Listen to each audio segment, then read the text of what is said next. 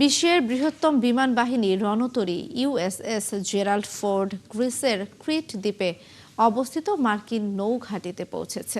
বর্তমানে এটি ইরান থেকে মাত্র ২৫০০ কিলোমিটার দূরে রয়েছে। মধ্যপ্রাচ্য, যুক্তরাষ্ট্র জুড়ে ব্যাপক সামরিক উপস্থিতি জোরদারের অংশ হিসেবে রণতরীটি সেখানে অবস্থান নিয়েছে। সোমবার রণতরীটি ক্রিটে পৌঁছায়। তবে গ্রিসের প্রতিরক্ষা মন্ত্রণালয় ও এথেন্সে অবস্থিত মার্কিন দূতাবাস তাৎক্ষণিকভাবে এ নিয়ে কোনো প্রতিক্রিয়া জানায়নি। গত কয়েকদিন ধরে ইরান ও যুক্তরাষ্ট্রের মধ্যে যুদ্ধের শঙ্কা তৈরি হওয়ার পর ইউএসএস জেরাল্ড ফোর্ডকে মধ্যপ্রাচ্যের জলসীমায় আসার নির্দেশ দেন প্রেসিডেন্ট ডোনাল্ড ট্রাম্প। যুক্তরাষ্ট্র চায় ইরান তাদের শর্ত মেনে চুক্তি করবে, যে শর্ত মানলে ইরানকে তাদের পরমাণু কর্মসূচি বাতিল করে দিতে হবে, মিসাইলের দূরত্ব বা রেঞ্জ কমাতে হবে এবং হিজবুল্লাহ ও হামাসের মতো প্রক্সি বাহিনীকে সহায়তা করতে পারবে না। ট্রাম্প একাধিকবার হুমকি দিয়েছেন, যদি ইরান তাদের শর্ত মেনে চুক্তি না করে তাহলে সামরিক ব্যবস্থা নেওয়া হবে। ইরানে মার্কিন হামলা যুক্তরাষ্ট্রের জন্য ঝুঁকিপূর্ণ হতে পারে বলে সতর্ক করেছেন শীর্ষ সামরিক কর্মকর্তা জেনারেল ড্যান কেন। তবে এ বিষয় নিয়ে গণমাধ্যমে প্রকাশিত প্রতিবেদনগুলোর সমালোচনা করেছেন মার্কিন প্রেসিডেন্ট ডোনাল্ড ট্রাম্প। মঙ্গলবার আল জাজিরা জানায়, ট্রাম্প সংবাদ মাধ্যমের প্রতিবেদনের তীব্র সমালোচনা করেন, যেখানে বলা হয়েছে যুক্তরাষ্ট্র ইরানে হামলা চালালে দীর্ঘস্থায়ী সংঘাতে জড়িয়ে পড়া এবং মার্কিন হতাহতের আশঙ্কা রয়েছে। ওয়াশিংটন পোস্ট রবিবার তাদের এক প্রতিবেদনে জানায়, কেইন গত সপ্তাহে এক বৈঠকে ট্রাম্পকে জানান, গুরুত্বপূর্ণ অস্ত্র এবং আঞ্চলিক মিত্রদের সমর্থনের অভাব মার্কিনীদের জন্য কঠিন হবে যুদ্ধ জয়, কারণ মার্কিন হামলার বিপরীতে ইরানের পাল্টা হামলার নিয়ন্ত্রণ যুক্তরাষ্ট্রের জন্য কঠিন। প্রতিবেদনে আরও বলা হয়, ক্ষেপণাস্ত্র প্রতিরক্ষা ব্যবস্থায় ব্যবহৃত মার্কিন অস্ত্রের মজুদ ইসরায়েল এবং ইউক্রেনের মতো মিত্রদের সমর্থনের এরই মধ্যেই ব্যবহার করা হয়েছে। কেইন ইরানে যে কোনো অভিযানের মাত্রা, এর জটিলতা এবং মার্কিন হতাহতের সম্ভাবনা নিয়েও উদ্বেগ প্রকাশ করেছেন। যে কোনো সময় হতে পারে মার্কিন হামলা, তারপরও নিজেদের পারমাণবিক কর্মসূচি ও অস্ত্র ভান্ডার নিয়ে নতি স্বীকার করতে নারাজ ইরান। তবে তেহরানের এই অনড় অবস্থান মার্কিন কর্মকর্তাদের রীতিমতো বিস্মিত করেছে। বিশ্লেষকদের মতে, ইরানের শাসক গোষ্ঠীর কাছে তাদের আদর্শগত ভিত্তি ও সার্বভৌমত্ব বিসর্জন দেওয়ার অর্থ হল নিজেদের অস্তিত্ব বিলীন করা। শারমিন স্বপ্নার রিপোর্ট। পারস্য উপসাগরে মার্কিন রণতরী আর যুদ্ধ বিমানের সারি, যে কোনো মুহূর্তে ধেয়ে আসতে পারে ক্ষেপণাস্ত্র। এর ওপর আবার ট্রাম্পের কড়া হুঁশিয়ারি। তারপরও পারমাণবিক কর্মসূচি ও অস্ত্র ভান্ডার নিয়ে কথা বলতে নারাজ ইরান। আর এতে অবাক যুক্তরাষ্ট্র সহ বিশ্ববাসী। বিশ্লেষকদের মতে, ইরানের শাসক গোষ্ঠীর কাছে তাদের আদর্শগত ভিত্তি ও সার্বভৌমত্ব বিসর্জন দেওয়ার অর্থ হল নিজেদের অস্তিত্ব বিলীন করা। তাই ট্রাম্পের দাবি মেনে নেওয়ার চেয়ে যুদ্ধের ঝুঁকি নেওয়াকেই তারা বেঁচে থাকার জন্য কম বিপজ্জনক মনে করছেন।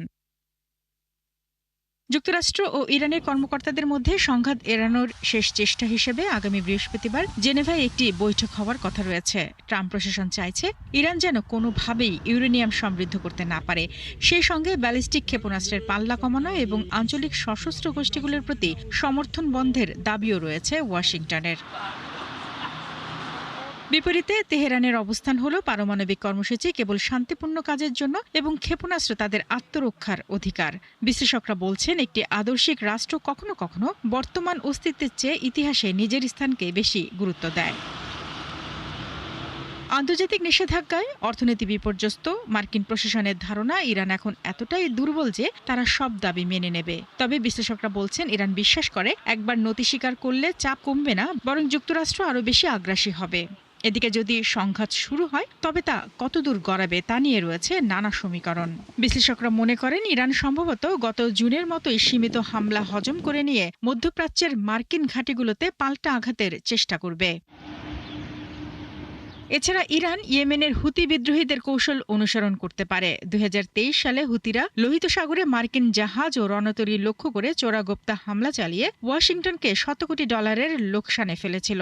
ইরান যদি হরমুজ প্রণালীতে তেলবাহী ট্যাঙ্কারে হামলা চালায় তবে বিশ্ববাজারে জ্বালানি তেলের দাম কয়েক ডলার বেড়ে যেতে পারে। চলতি বছরের মধ্যবর্তী নির্বাচনের আগে এই অর্থনৈতিক ঝুঁকি ট্রাম্পের জন্য বড় মাথাব্যথার কারণ হতে পারে। শারমিন স্বপ্না, ৭১। চীন থেকে সুপারসনিক ক্ষেপণাস্ত্র কেনার একটি চুক্তি প্রায় চূড়ান্ত করে ফেলেছে ইরান। সংশ্লিষ্ট কয়েকটি সূত্রের বরাত দিয়ে বার্তা সংস্থা রয়টার্স এ খবর জানিয়েছে। চুক্তি অনুযায়ী ইরান চীনের তৈরি CM-302 ক্ষেপণাস্ত্র সংগ্রহ করতে যাচ্ছে। প্রায় 290 কিলোমিটার পাল্লার এই ক্ষেপণাস্ত্রগুলো সমুদ্রপৃষ্ঠের খুব কাছ দিয়ে অত্যন্ত দ্রুত গতিতে উড়ে গিয়ে লক্ষ্যবস্তুতে আঘাত হানতে সক্ষম, যা জাহাজবাহীতে রাডার বা প্রতিরক্ষা ব্যবস্থার পক্ষে শনাক্ত করা কঠিন হবে। তবে ক্ষেপণাস্ত্র ক্রয়ের এই চুক্তি প্রায় সম্পন্ন হয়ে এলেও এটি হস্তান্তরের কোনো নির্দিষ্ট তারিখ এখনো ঠিক হয়নি।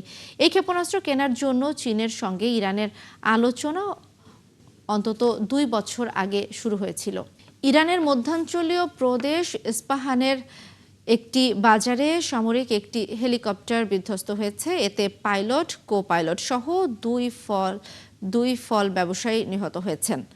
চুক্তি অনুযায়ী মঙ্গলবার সকাল থেকে দোরচে শহরের হেলিকপ্টারটি বিধ্বস্ত হওয়ার পর আগুন ধরে যায়। পরে দমকল বাহিনী এসে দ্রুত আগুন নিয়ন্ত্রণে আনে। বিশেষজ্ঞরা জানান, ইরানের বিমান সুরক্ষার রেকর্ড দুর্বল হবার কারণে দেশটিতে প্রায়ই আকাশযান বিধ্বস্ত হওয়ার ঘটনা ঘটে। নিষেধাজ্ঞার কারণে আমদানি করতে না পারায় দেশটিকে নির্ভর করতে হয় পুরনো আকাশযানের ওপর। এর আগে গত সপ্তাহে ইরানের পশ্চিমাঞ্চলীয় হামাদান প্রদেশের দেশটির বিমান বাহিনীর একটি F-4 যুদ্ধবিমান বিধ্বস্ত হয়ে পাইলট নিহত হয়।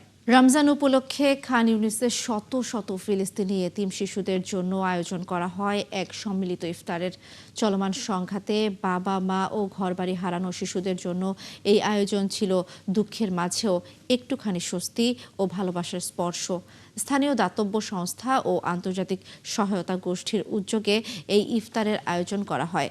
শারমিন স্বপ্নার রিপোর্ট। খান ইউনিসের একটি অস্থায়ী শিবিরে রমজানের এই ইফতার যেন যুদ্ধের অন্ধকারের মাঝেও আশার আলো। বাবা মা হারানো শত শত এতিম শিশু একসাথে বসে ইফতার করছে। যুদ্ধের কারণে বহু শিশু একাধিকবার বাস্তুচ্যুত হয়ে বর্তমানে তাঁবু, ক্ষতিগ্রস্ত ভবন কিংবা আশ্রয় কেন্দ্রে বসবাস করছে। এমন পরিস্থিতিতে এই সম্মিলিত ইফতার তাদের জন্য হয়ে উঠেছিল সংহতি ও আশার এক প্রতীক। যুদ্ধে বিমান হামলায় আমি আমার বাবাকে হারিয়েছি। আমি কখনো ভাবিনি যে আমি এতিম হব এবং এতিমদের সাথে টেবিলে বসবো। আমি খুব দুঃখিত, কারণ আমি এখানে আছি এবং আমার রক্ষা করার জন্য আমার বাবা নেই। স্থানীয় দাতব্য সংস্থা, কমিউনিটি নেতা ও আন্তর্জাতিক সহায়তা গোষ্ঠীর সমন্বয়ে আয়োজিত এই কর্মসূচির পৃষ্ঠপোষকতা করে জর্ডান। আয়োজকদের ভাষায় এই উদ্যোগের লক্ষ্য ছিল এতিম শিশুদের খাবার, মানসিক সহায়তা ও স্বাভাবিকতার অনুভূতি দেয়া। এতিমদের জন্য আল বারাকা শিবিরে সবচেয়ে বড় সম্মিলিত ইফতারের আয়োজন করা হয়েছে। ইফতারে খাবার, পানীয় ও মিষ্টি ছিল যা শিশুরা উপভোগ করেছে। ইফতারের পর শিশুদের জন্য পরিবেশন করা হয় ঐতিহ্যবাহী ইসলামিক গান। শারমিন স্বপ্না, ৭১। বৈশ্বিক শুল্ক আরোপ করে এক বছরে কয়েক বিলিয়ন রাজস্ব আদায় হয়েছে বলে জানিয়েছেন মার্কিন প্রেসিডেন্ট ডোনাল্ড ট্রাম্প। স্থানীয় সময় মঙ্গলবার রাতে মার্কিন কংগ্রেসের যৌথ অধিবেশনে স্টেট অব দ্য ইউনিয়নে দেয়া ভাষণে তিনি একথা জানান। ট্রাম্প বলেন, বৈশ্বিক শুল্ক আরোপ করে তিনি শুল্ক ঘাটতি দূর করেছেন। মার্কিন প্রেসিডেন্ট হিসেবে তৃতীয় দফায় আবারও তারই প্রেসিডেন্ট হওয়া উচিত বলে জানান তিনি। এছাড়া নিউ ইয়র্কের মেয়র জোহরান মামদানিরও ভূয়সী প্রশংসা করেন তিনি। গত এক বছরে ট্রাম্প প্রেসিডেন্টের ক্ষমতার সীমাকে বিভিন্ন দিকে প্রয়োগ করেছেন। এতে তিনি অভ্যন্তরীণ ও পররাষ্ট্রনীতি উভয় ক্ষেত্রেই বেশ কিছু উল্লেখযোগ্য সাফল্য অর্জন করেছেন। তবে তার সব অর্জন জনপ্রিয় হয়নি। তিনি দ্রুত তার দ্বিতীয় মেয়াদের বহু এজেন্ডা বাস্তবায়ন করেছেন। এর মধ্যে রয়েছে অবৈধ অভিবাসনের বিরুদ্ধে কঠোর ব্যবস্থা গ্রহণ, বৈদেশিক জোটগুলোকে ওলটপালট করে দেওয়া, মার্কিন রাজনৈতিক ব্যবস্থার ভিত্তি ক্ষমতার ভারসাম্যকে চ্যালেঞ্জ করা ও মৌলিকভাবে প্রেসিডেন্টের ভূমিকা পুনর্নির্ধারণ করা। 15% নয়, বিদেশ থেকে আমদানি হওয়া সকল পণ্যে 10% শুল্ক কার্যকর করেছে যুক্তরাষ্ট্র। মার্কিন কাস্টমস ও বর্ডার প্রোটেকশন এই তথ্য নিশ্চিত করেছে। বিশ্বের বিভিন্ন দেশের ওপর ট্রাম্পের আরোপ করা শুল্ক গত শুক্রবার বাতিল করে দেয় মার্কিন সুপ্রিম কোর্ট। ট্রাম্পের সিদ্ধান্তকে অবৈধ ঘোষণা করে আদালত জানায় 1977 সালের international emergency economic powers act অনুযায়ী প্রেসিডেন্ট এসব শুল্ক আরোপের ক্ষমতা রাখেন না। এরপরও পিছু হটেননি ট্রাম্প। সুপ্রিম কোর্টের রায়ে অসন্তোষ প্রকাশ করেন এবং এক নির্বাহী আদেশে নতুনভাবে 10% শুল্ক ঘোষণা করেন। এরপর তা বাড়িয়ে 15% করেন। এই শুল্ক মঙ্গলবার থেকে কার্যকর হয়েছে। তবে 15%-এর পরিবর্তে শুল্ক হার ধরা হয়েছে 10%। যুক্তরাষ্ট্রের ওয়াশিংটনে ছুরিকাঘাতে 4 জন নিহত হয়েছে। এ সময় সন্দেহভাজন হামলাকারী পুলিশের গুলিতে নিহত হন। স্থানীয় সময় মঙ্গলবার সকালে কি পেনিনসুলার একটি বাড়ির বাইরে এ ঘটনা ঘটে। পুলিশ জানায় হামলার কিছুক্ষণ আগে এক ব্যক্তি ওই বাড়ির নিরাপত্তা নষ্ট করেছে বলে খবর পায় পুলিশ। পরে ছুরিকাঘাত শুরু করেন। এতে ঘটনাস্থলেই 3 জন মারা যান। আরেকজন স্থানীয় হাসপাতালে নেওয়ার পর মারা যান। খবর পেয়ে দ্রুত পিয়ার্স কাউন্টির পুলিশ ঘটনাস্থলে পৌঁছে গুলি চালালে সন্দেহভাজন ব্যক্তি নিহত হন। হামলার কারণ এখনো জানা যায়নি। বিষয়টি খতিয়ে দেখছে পিয়ার্স কাউন্টির তদন্তকারী সংস্থা। তদন্ত শেষ না হওয়া পর্যন্ত বিস্তারিত তথ্য প্রকাশ করা হবে না বলে জানিয়েছে আইনশৃঙ্খলা বাহিনী। যুক্তরাজ্য এবং ফ্রান্স ইউক্রেনকে পারমাণবিক অস্ত্র সহায়তা করতে চেয়েছিল বলে অভিযোগ তুলেছে রাশিয়ার গোয়েন্দা সংস্থা। তাদের দাবি, কিয়েভের ইউরোপীয় মিত্ররা গোপনে ইউক্রেনে পারমাণবিক উপাদান এবং প্রযুক্তি পাঠাতে প্রস্তুত ছিল। রাশিয়ার federation council, Russian foreign intelligence service SVR এক বিবৃতিতে জানায়, ফ্রান্স এবং যুক্তরাজ্যের ইউক্রেনকে পারমাণবিক অস্ত্র সরবরাহের উদ্দেশ্য সম্পর্কে আন্তর্জাতিক পর্যায়ে তদন্ত হওয়া উচিত। সংস্থাটি জাতিসংঘের নিরাপত্তা পরিষদ, আন্তর্জাতিক পারমাণবিক শক্তি সংস্থা এবং পারমাণবিক অস্ত্র বিস্তার রোধে চুক্তির ধারাগুলো পর্যালোচনা করে লন্ডন এবং প্যারিসের উদ্দেশ্যে সম্পর্কে তদন্তের প্রস্তাবও দিয়েছেন তারা জানায়, জার্মানি পারমাণবিক অস্ত্র সহায়তার প্রচেষ্টায় অংশ নিতে অস্বীকৃতি জানিয়েছিল। ব্রাজিলের দক্ষিণ পূর্বাঞ্চলীয় মিনাস জেরাইস প্রদেশের বিভিন্ন এলাকায় ভারী বৃষ্টিতে সৃষ্ট বন্যা ও ভূমিধসে 25 জনের মৃত্যু হয়েছে। গত সোমবার থেকে শুরু হওয়া টানা বৃষ্টি আর ভূমিধসে এখন পর্যন্ত নিখোঁজ রয়েছেন 47 জন। নিখোঁজদের সন্ধানে ব্যাহত রয়েছে উদ্ধার তৎপরতা। আল জাজিরার প্রতিবেদনে বলা হয়েছে, সবচেয়ে বেশি প্রাণহানির খবর এসেছে জুইস দে ফোরা শহর থেকে। সেখানেই প্রাণহানি হয়েছে 18 জনের। এছাড়া ওই এলাকায় অন্তত 20টি ভূমিধসের ঘটনা ঘটেছে। পাশাপাশি নিকটবর্তী শহর উবাতে অন্তত 7 জনের মৃত্যু হয়েছে। বন্যায় ক্ষতিগ্রস্তদের পাশে দাঁড়াতে দুর্যোগ পরিস্থিতি ঘোষণা করেছে সরকার।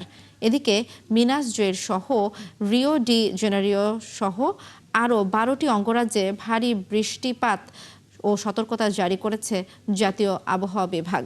মেক্সিকোর জনপ্রিয় পর্যটন নগরী পুয়ার্তো ভাল্লার্তা হঠাৎই পরিণত হয়েছে আতঙ্কের শহরে। একসময়ের জনবহুল শহরটি এখন নিস্তব্ধ। সেনাবাহিনীর অভিযানে মাদক সম্রাট এল মঞ্চো নিহত হওয়ার পর সমর্থকদের তাণ্ডব শুরু হলে নিরাপত্তা জোরদার করে সরকার। কিন্তু এরপরও কাটেনি আতঙ্ক। বিস্তারিত ওরিসুল ইসলামের রিপোর্টে।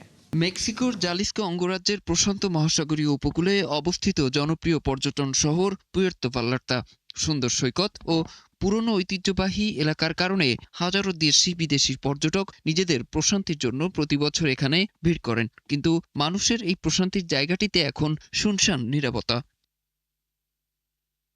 এক রাতেই বদলে গেছে শহরটির চিত্র। শহরটি রীতিমতো ধ্বংসস্তূপে পরিণত হয়েছে। সমুদ্র সৈকতে মানুষের ভিড় নেই, পোড়া গাড়ি ছাড়া রাস্তাগুলোতেও নেই কোনো যানবাহন। দোকানপাট বন্ধ, প্রয়োজন ছাড়া ঘর থেকে বের হচ্ছে না মানুষ। সব মিলিয়ে আতঙ্ক বিরাজ করছে স্থানীয়দের মাঝে। En el lugar donde trabajo, আমি যেখানে কাজ করি ঝুঁকি বুঝতে পেরে আমরা জায়গাটি বন্ধ করে দিই। আমরা রেস্তোরাঁর ভেতরেই বিকেল 5টা পর্যন্ত অবস্থান করি। সব কর্মী এমনকি 2-1 ক্রেতাও সেখানে আশ্রয় নিয়েছিলেন। আমার মনে হয় আপাতত কয়েকদিন অনিশ্চয়তা থাকবে, কিছু সমস্যার মধ্য দিয়ে যেতে হবে, তবে শেষ পর্যন্ত আমরা অবশ্যই স্বাভাবিক জীবনে ফিরে যাব। এ অবস্থার পেছনে রয়েছে কুখ্যাত মাদক সম্রাট ও শক্তিশালী অপরাধ চক্রের প্রধান এল মেনচোর মৃত্যু। মেক্সিকোর সেনাবাহিনীর এক বিশেষ অভিযানে তিনি নিহত হওয়ার পর দেশজুড়ে সহিংসতা শুরু করে তার সমর্থকরা, যার প্রভাব পড়েছে পর্যটন নগরী পুয়ের্তো ভাল্লার্তাতেও। তবে আতঙ্ক কাটিয়ে স্বাভাবিক জীবনে ফেরাই এখন পুয়ের্তো ভাল্লার্তার মানুষের সবচেয়ে বড় প্রত্যাশা। অরিসুল ইসলাম, ৭১। এ ছিল এখনকার আয়োজনে। বিশ্বের আরো কিছু নতুন খবর ও বিশ্লেষণ নিয়ে দুপুর ১:৩০টায় আবারও হাজির হবে বিশ্বযোগ। চোখ রাখুন ৭১ ফেসবুক পেজ এবং সাবস্ক্রাইব করুন ৭১ ইউটিউব চ্যানেল। থাকুন ৭১-এর সঙ্গেই।